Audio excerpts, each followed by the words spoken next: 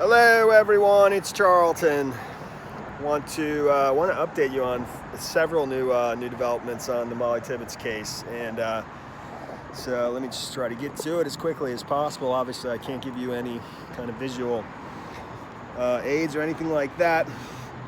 Let me start with they have the medical examiner has released at least just a little information, and they haven't released much at all, but according to the Iowa State Medical Examiner, Mollie Tibbetts died by multiple sharp force injuries.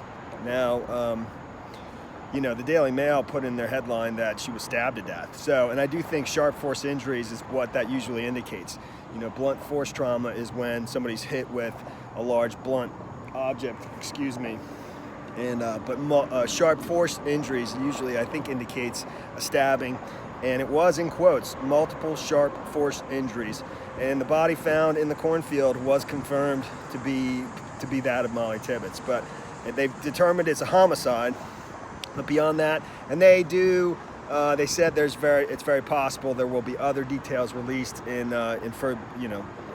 upon further examination. So that was the most recent and to me the most significant development.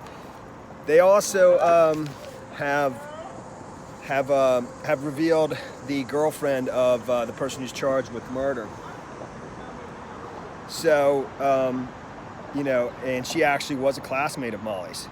She was a year older than her, and there's a yearbook photo, not of the two of them next together. She was on the cheerleading squad, the woman, and she's been identified by the New York Post. Her name is Linares, and she was pictured in the court during his court appearance where they raised his bail bond to $5 million cash only, and decided on a couple other things. And she was there with their daughter that they had together back in 2015. She graduated in 2016, which was a year ahead of Mollie. Mollie graduated in 2017.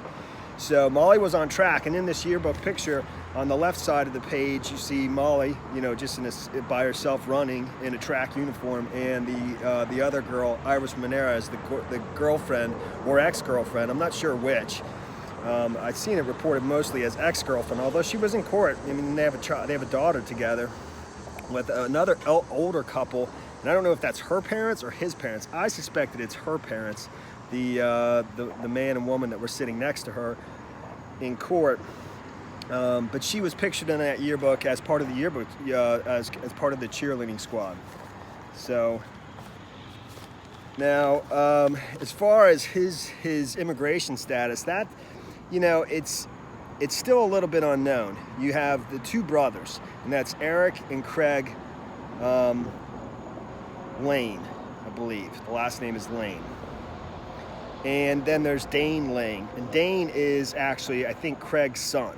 Okay, and Craig is the Iowa official who ran for Secretary of Agriculture in 2018, the Republican candidate for that. He was the president of the Iowa Farm Bureau and the former president of the Iowa Farm Bureau, and the president of Regents, which has some kind of authority over the public universities in Iowa. I don't really know what that position entails. But initially they had claimed that he was verified through the E-Verify, and then Dane Lang, Craig's son, pulled that back and said, well, no, I was wrong about that.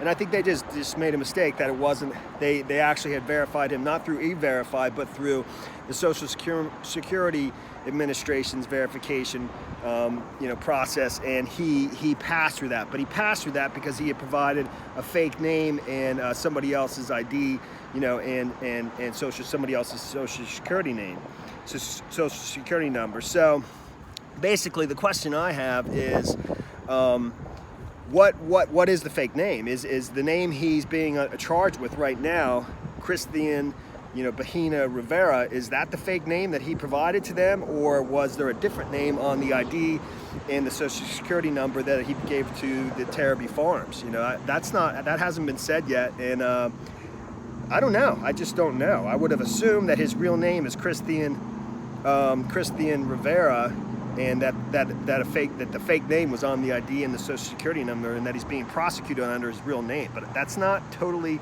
known to me, and I think that has some significance. But in any event, let me just continue. Then there was the story about another girl in Brooklyn, in the town of Brooklyn, who had been approached by Christian Rivera previously, and the Daily Mail spoke to her older sister, who's 18, and her younger sister's 17, and she initially said that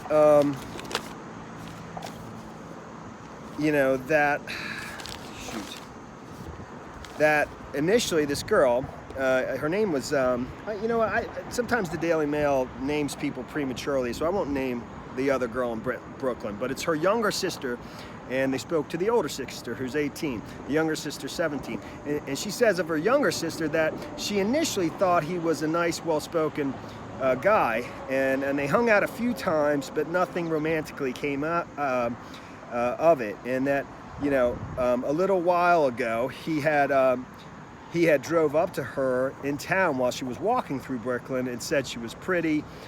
Her sister, the older sister, said of her younger sister that, she supposedly thought it was just more flirty than sexual, but she is a shy person and she didn't particularly appreciate it, and it did make her feel unsafe. And according to the older sister, she kept having to tell him that she wasn't interested, and she was creeped out by it in the end. Now, one thing I do, because in court, he used an interpreter, two different interpreters, one assigned by the court and one paid for by somebody, as well as his attorney who's paid for by somebody, a private attorney. It's not a court-appointed attorney that he has right now, I forget his name, but, he didn't speak any English in court. But according to these accounts, I've seen that this is the main one where it seems he can speak English, but I don't know that for sure. Maybe this younger sister could speak Spanish, that's very possible too. But it's definitely something to note. The last thing that I didn't even write down that I've just saw right before I started making this video was that the Chevy Malibu that was reportedly showed up in the surveillance footage, that he was in reportedly, and they're still investigating whether he acted alone, and they're going to be looking into whether, there was sexual assault and naturally, and that stuff. But the Chevy Malibu that he was in was picked up on surveillance footage a couple of times going across the screens when Mollie was jogging that he followed her in.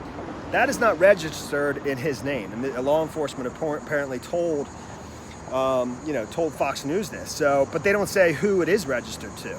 And I have a variety of guesses. The most logical one would be, I'm not even going to guess for now, but it's not registered in his name, so that's another significant issue. People are taking a walk and they're looking at me making a video here up on the roof and thinking I'm totally mad. So, but that's the end of this video. Thanks for watching my videos. I'll keep looking at it. It is the story is far, far from over, and that's the story there. Thanks for watching my videos. Please subscribe to my channel. Give me a like down below, and I will see you in the next video. Later, man.